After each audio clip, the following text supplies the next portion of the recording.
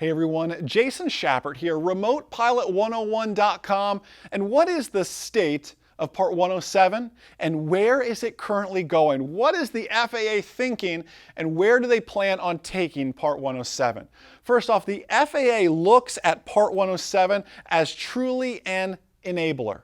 It enables us to operate in the national airspace system through some waivers, some authorizations, and a few other things that we've been talking about in previous videos. Now, it will be expanded in the future. Think about where the growth potential is. What if I want to operate greater than 55 pounds?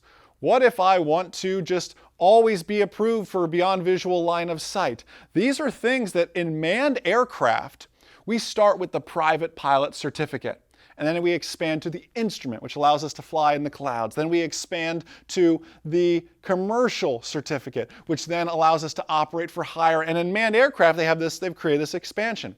I believe Part 107 is the same way. This is the foundation, this is the cornerstone, and it's going to expand as additional certificates, additional ratings as well.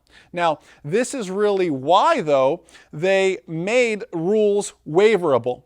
So they didn't constrain anyone. Now we know there's some constraints with the waiver, the authorization process, and I've shared in previous videos on how they're working to make that better, and they do have great things on the horizon, but they didn't truly understand where the industry was going to take 107, and I believe it's grown beyond their wildest dreams as well. So that's why we have these waiverable rules. So certain entities, safe operators, can be waived from those rules and continue to operate, but in a safe manner.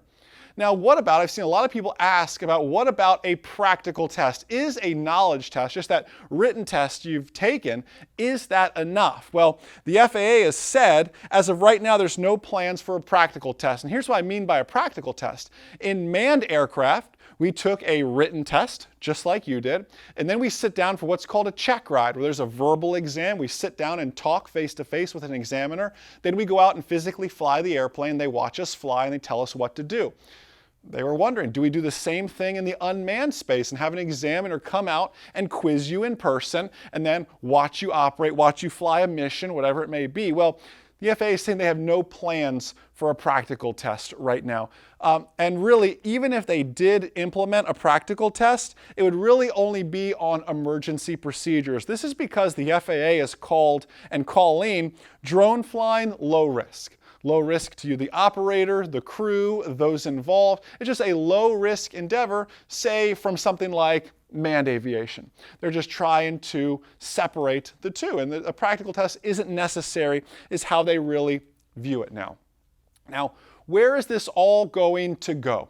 107 is going to expand, it's going to get better, we believe, but how is it going to make us easier as operators? How can it get easier for us? Well, they're in the process of creating something known as a UAS Gateway. Picture it as just like when you registered your drone. It'll be a very similar website to that. I'll log in, and in there I'll have my registration.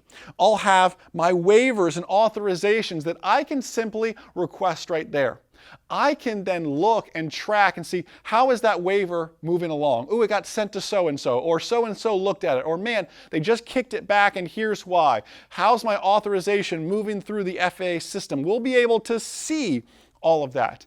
Any accident reporting. Remember, the FAA is a data-driven organization. They'd like you to report your accidents. You'll be able to do this in this gateway. You'll lastly have a single point of contact at the FAA. Imagine that you're watching the process of this waiver and all of a sudden it gets hung up somewhere around the 50% mark, and you wonder why. Well, you'll be able to click on it, either see why, or have that single point of contact be able to reach out to that individual and see why'd they kick it back, or why is it hung up right now, and you'll have the person who made that decision, or the decision is, teeter-tottering on, you're able to talk to that person and explain your side of it, explain how to make that waiver, that authorization actually happen. We're moving towards a consolidated gateway inside of everything. The FAA, I truly believe, didn't expect 107 to grow like it did. They're doing everything they can to foster it, but at the same time not hold it back. They're seeking out a lot of third-party help with things, realizing that they don't want to be a constraint on this growing industry. There's a lot of great things on the horizon. I encourage you to go back, watch our Secret to Waivers and Authorizations, watch our Future of Waivers and Authorizations videos as well. They're on Facebook, they're on our YouTube channel. You'll be able to see all of those there. If you're a current RemotePilot101.com customer, just know you're always going to get the most up-to-date information from us. We're just so excited to share that with you all. I'll be emailing you more details as the FAA releases them to us. So enjoy the rest of your day, and we'll see you guys. You've seen online that the Part 107 knowledge test isn't easy. It's not something you can go in alone. Let us be your guide. Let our 57 full 4K training videos really hold your hand and take you through the course step by step to better understand complex topics like airspace, charts, METARs and TAFs, and aviation weather. You're able to test on and see the actual FAA Part 107 questions. And lastly, we're going to help you submit your application to the FAA. Visit RemotePilot101.com to learn more.